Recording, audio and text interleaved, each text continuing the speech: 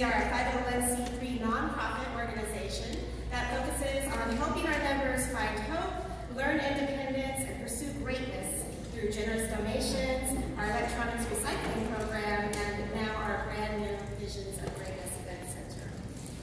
For more information on that, please visit us online, blindcenter.org. Speaking of Visions of Greatness, allow me to introduce you Amy.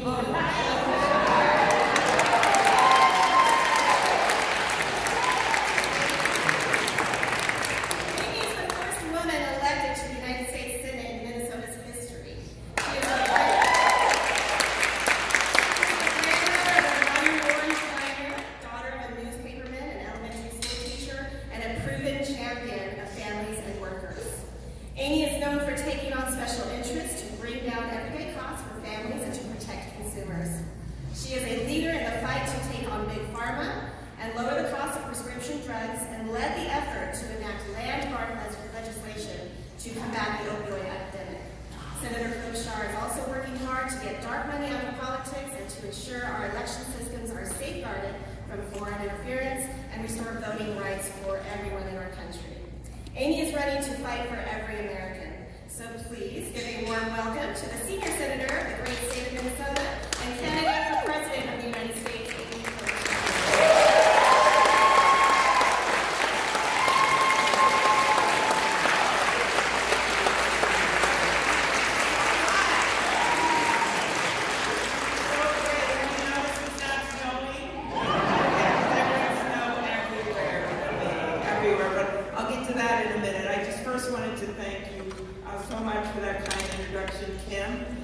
And it is great to be here, and I know we have a lot of party leaders here, or maybe if they're not here, that helped us put this together. From the Chris, from the chair of the North Valley Democrats, thank you.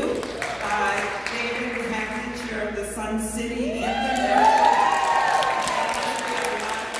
Here, okay. Fayez Arad, the chair of the Asian American and Pacific Islander Democratic Caucus.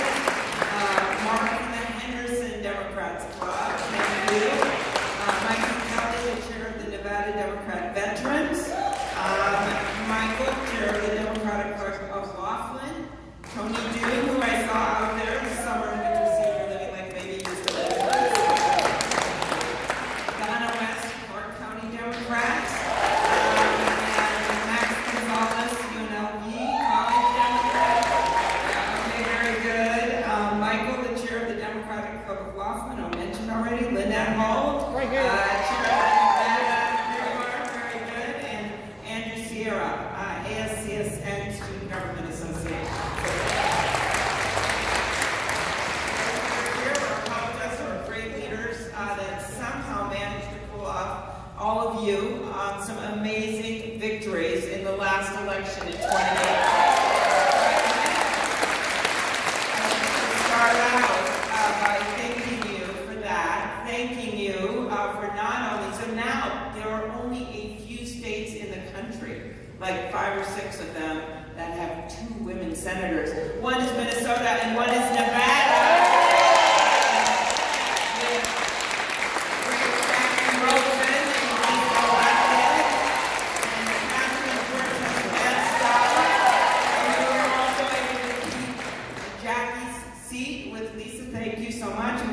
Congresswoman over there that I just got to meet with,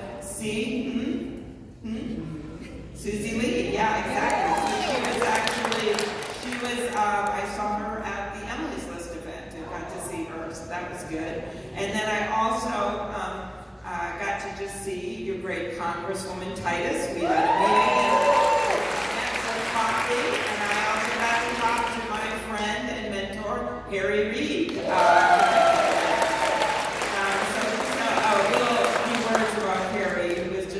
Incredible leader for your state and for our country. And we had a lot of fun working together. He put me in leadership, where I still am in the Senate, and that has always meant a lot. But what I most remember about Harry, and as you know, both he and Landra has had health struggles over the years, but you'll be happy to know he's as strong as ever, giving me ideas over the phone. But he when I had, not the 35W bridge that collapsed, I had another bridge that I was building to Wisconsin, not to nowhere, to Wisconsin. And we had to get this bill passed, and so it was on a Saturday, and everyone was gone, and it was just a nightmare. And Lander was having treatment, right, for her cancer.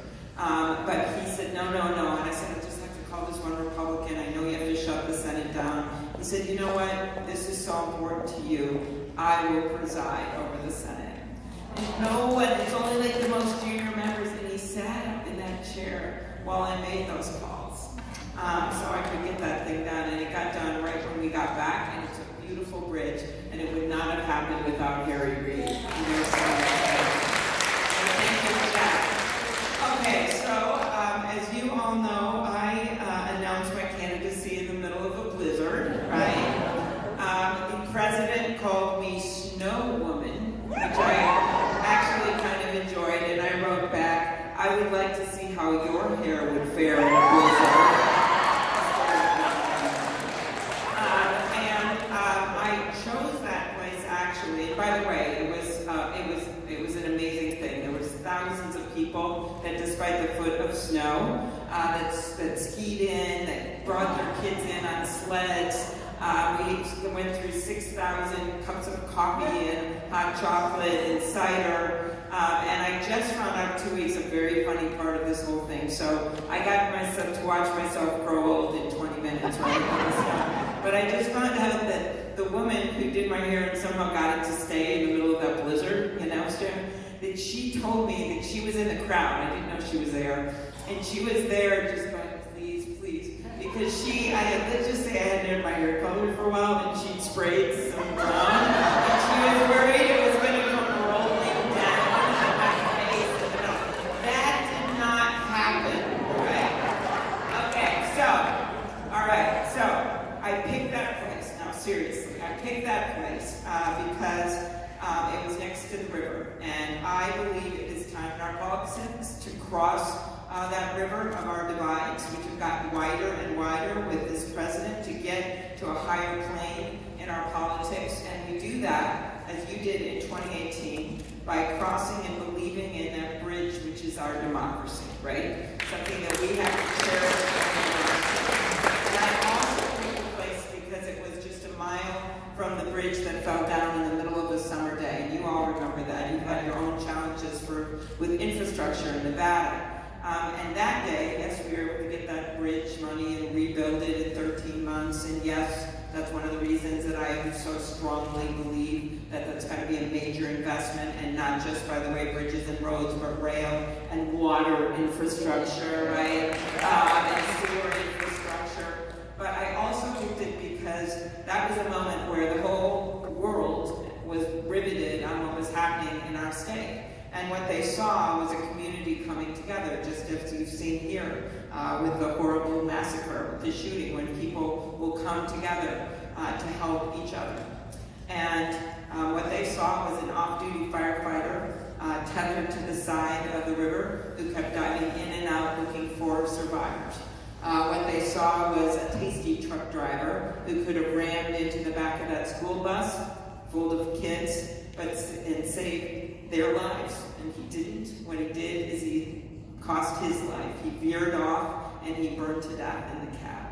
Or the school bus worker named Hernandez, who got every single kid, all 30 kids, off that school bus after it plummeted 30 feet and was hanging on the side on a guardrail. That was community. And I am running for president because I see this president fracturing our community every day. Whenever there's a fork in the road and he can make a decision about whether he's going to bring people together or divide them, he chooses divide.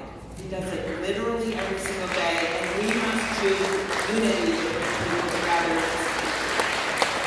So my background is a little different than some of the other people running. If you haven't noticed, there's a few people running. But my background is a little different. I'm the granddaughter of an iron ore miner. My grandpa worked 1,500 feet underground in the mines up in Ely, Minnesota, his whole life. He never graduated from high school, and he went to school every day. He went to work every day because he had 9 brothers and sisters, and he was the oldest boy, and his parents were sick. And so he went down that 1,500 feet in this shaft in the mine. He actually wanted to go into the Navy. He wanted to have a life at sea, but instead he did this job to support his brothers and sisters. The youngest actually went to an orphanage in Duluth, and he went and picked her up. And when his parents died, he still kept working. And then he saved money in a coffee can in the basement to send my dad to college. And my dad was the first one in that family to graduate from high school and then college. And he literally got to a 2-year community college, which is one of the reasons I'm such a big fan of 2-year degrees. He got that 2-year degree, and then he went on and finished up at the University of Minnesota and got a journalism degree. My mom, she actually grew up in Milwaukee, which is going to be the site of our convention. She didn't grow up with much money at all, and she ended up getting a teaching degree, and then she went to Minnesota because they had strong teachers' unions, right? Pretty important here in Nevada. And so she gets this job in Minnesota, and she ends up teaching 2nd grade until she was 70 years old. She, one of her favorite things that she taught was the monarch butterfly unit. And she would dress up as a butterfly with a tunic and antennas and have these tights on, and she had this sign that said, "To Mexico or bust," right? And I always knew she went grocery shopping afterward, but I never knew why until the few days after she died. And this mom came to the visitation, and she had at her side her very disabled son, who was older. And the mom was crying, and she said, "This is my son, and your mom was his favorite teacher, and was his teacher in 2nd grade. And a decade later, when he graduated, he got a job bagging groceries at this grocery store. And your mom knew that he loved that monarch butterfly unit. So every year, like clockwork, she would put on that outfit, and she would come over and stand in his line, get her groceries, and give him a big hug." So that was my mom, and that's where I came from. So I stand before you today as the granddaughter of an iron ore miner, as the daughter of a teacher and a newspaperman, and as the first woman elected to the United States Senate from the state of Minnesota, and as a candidate for president of the United States. This is a country of shared dreams, right? This is a country that no matter, and by the way, you guys know a lot about dreams and meeting dreams in Vegas, right? For a lot of people every single day. But this is a country of shared dreams. This is a country that no matter where you come from, no matter what your background is, no matter what you look like, no matter who you love, that you are part of that country of shared dreams. So how do we make sure that everyone's dreams are met, right? How do we make sure that there's shared prosperity in this country? That is what I have been tackling in this election and what I want to do when I get to be president. It is everything from making sure that our workers have a fair minimum wage, right? I think that's $15. It is to make sure that we do something about an issue that is a major issue in Nevada, and that is climate change. And I can tell you, the first day that I am president, I will sign us back into that international climate change agreement. It is also about putting back in place the clean power rules and putting back in place the gas mileage standards, getting sweeping legislation through the Senate, and doing everything that we need to do in the House and Senate and the White House to take this on. And this is not just a coastal issue, right? We know that in Minnesota, and you know that in Nevada. Because I think too many times the rising sea level is a major challenge for everything. But there are challenges everywhere, right? You have the challenges of water, you have the challenges in your state of fires. You think of what happened in Arizona with those firefighters, you think of the fires you've seen here. We have the challenge in our state of the flooding and what we're seeing coming down into Iowa and Nebraska and Missouri, the weird weather events that we see all the time. And I always tell people, if you think climate change isn't here, just watch the video of that dad talking his little girl down near Paradise, Northern California, when he is driving away from what is presumably his burning house with all these flames that are lapping over their car, and he's singing to her to calm her down, to tell her everything is okay. It isn't just happening, it is here right now. Then you have the challenges of making sure everyone shares in our economic prosperity. And that means finally doing something about income disparity. It means taking on those regressive parts of that Republican tax bill that put us in such a bad place with debt. It means doing something. I'm going to go visit one of your schools tomorrow about our crumbling infrastructure, and that means not just rail, as I said, and bridges and roads. That also means our schools. In Baltimore, by the way, they didn't even have enough heat in the past winter for our schools. It means doing something on transit. It means making sure we're funding rural broadband so everyone has access. And it means making sure we're doing green infrastructure as well. So that's one piece of it. But the other piece of it is something near and dear to your heart here in this state, and that is immigration reform. We must pass comprehensive immigration reform because immigrants don't diminish America, they are America. And no one knows that better. And the last thing I want to bring up here, and then take some questions from a policy standpoint. The last thing is the simple notion of healthcare, right? And that we must move to universal healthcare in the United States of America. That means everything from making sure that we have a public option for healthcare. We wanted to get that in the Affordable Healthcare Bill. We didn't get it in there, and we must. It means making sure we bring down pharmaceutical prices by passing my bill to allow Medicare to negotiate prices, right? Under Medicare Part B. It means bringing in less expensive drugs from other countries so that we can have some competition. In Minnesota, we can see Canada from our porch, okay? And I brought for the State of the Union as my guest, Nicole Smith-Holt. She's a woman who sat there in the gallery above just to look down at the president to say, you said you wanted to do something about prescription drugs.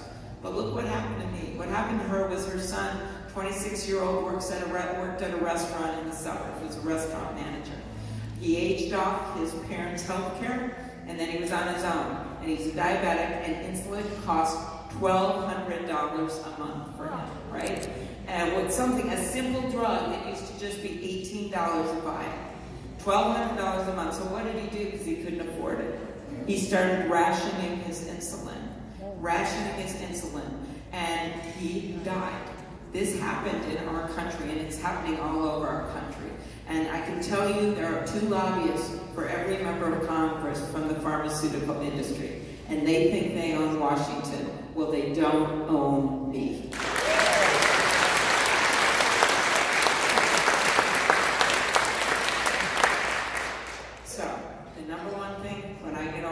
The country, and we of course have great operations in a lot of the early states, and we're looking forward to getting one going here very soon. What I hear from people is that they want to win, right? So, desperately? Okay. All right, that's good. I've never heard anyone say that, but I will remember this moment. So, let me tell you my story. So I don't come from money, right? I've probably heard this. I don't have as much money as some of the other people, but we're doing fine. We don't have enough money to win. I'm an underdog in this race. But every single time I've run the first time, I've been an underdog. I was an underdog when I ran for the county attorney in my county. I was running against someone who had literally nearly twice as much money as me. I was an underdog when I ran for U.S. Senate, when I ran against a congressman who'd been there for a number of years. And I'm an underdog in this race. But every single time I've won. And that is because I believe in retail politics. I believe in reaching out to people. I believe that people will listen to you when you have their back. And that is how in every single race that I have run statewide, I have won every single congressional district, including Michelle Bachmann's. All right?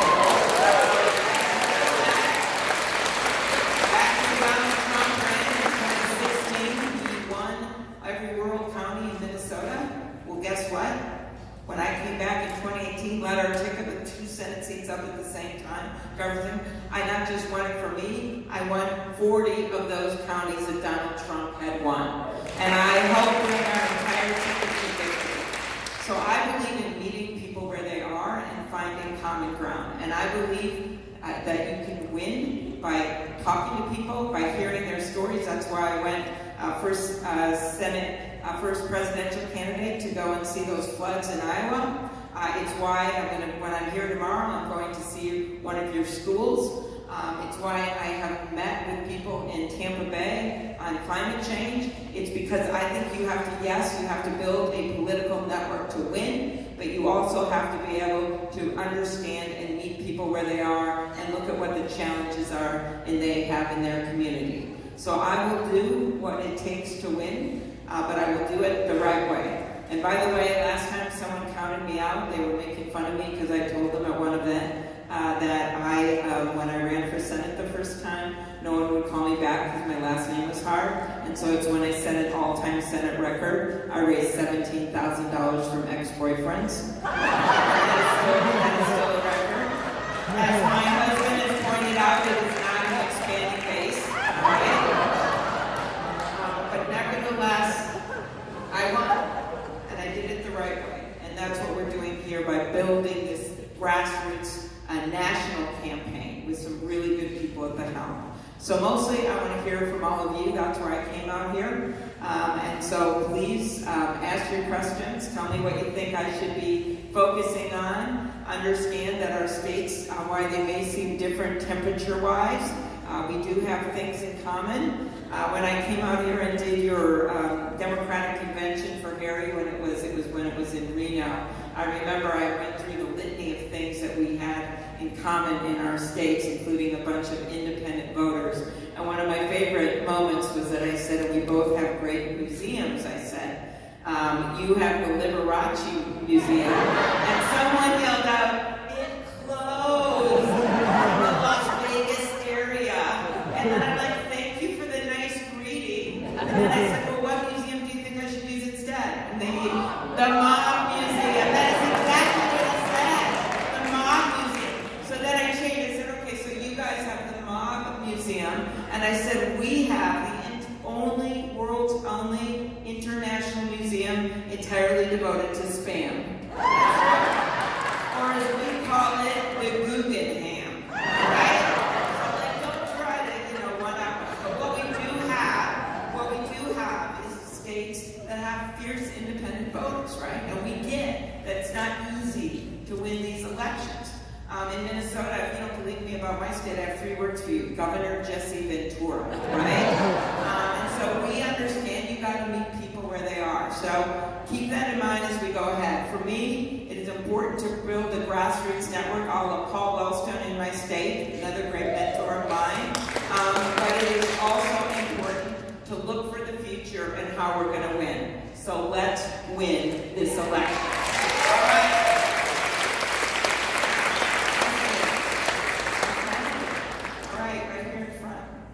You went first, or you went, okay, here we go. Oh, okay. Okay, good. We're all the same team. Yeah. So, hi, my name is Hi. Marcy Ramirez. I live in Henderson. Okay. And my question is, we do a lot of knocking on doors in Nevada. Okay, a lot.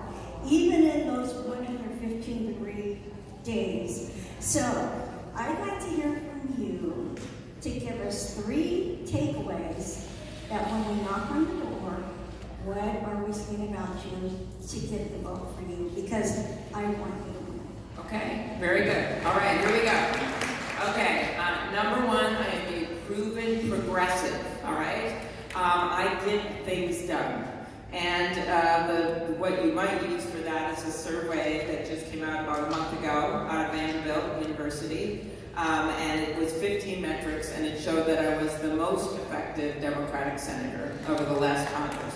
And the first one, actually, to break into the top 5 that was in the minority party since John McCain in 1994. Okay, so there you go. And that's because I've been able to pass a lot of bills, and those are bills I've been the lead Democrat on, 34 that the president didn't notice he was signing into law, just during the last 2 years. So that's the first thing. The second thing is that I am someone who is honest. I'm someone that will look you in the eye and tell you what I see as challenges. You saw that. I went through a few things today. But I can tell you there's things I was way out front on tech and some of these issues with privacy and the Honest Ads Act. Back when the tech companies were posing every single thing that I tried to do on this, which included saying if you're going to take this money for political ads, you better say where those ads came from and who paid for them, right? And they oppose that. Then something called Cambridge Analytica happened, and suddenly they're testifying like Mark Zuckerberg, oh, I guess I'm for this bill. Okay, so that's to give you examples. So that's one thing. I'm going to tell you what I think. And I'm not going to say you agree with me on everything, but I'm going to tell you what I think and be honest about what we have to do as a nation. And the third thing that I hope you see is that I have a joy for politics. I like people. I like getting out there. I don't like tweeting mean things early in the morning. I have just done that. My first race I ever ran, I think I did 3,000 lawn signs and 20-some parades and 85 pancake breakfasts and bean feeds and lunches, and then I ended up winning by something like 8 or 9 votes per precinct because I had, less money. And I always thought, if I had done 70 of those pancake breakfasts, I wouldn't have won. So those are the things that you can know about me. I also have a great family, a great husband, John, and a daughter who is now 23. And she is a really great person. She once said about me, she said, Mom, there's these moms called helicopter moms. She wrote about this. She was in middle school, and she goes, you know what I finally decided you are, Mom?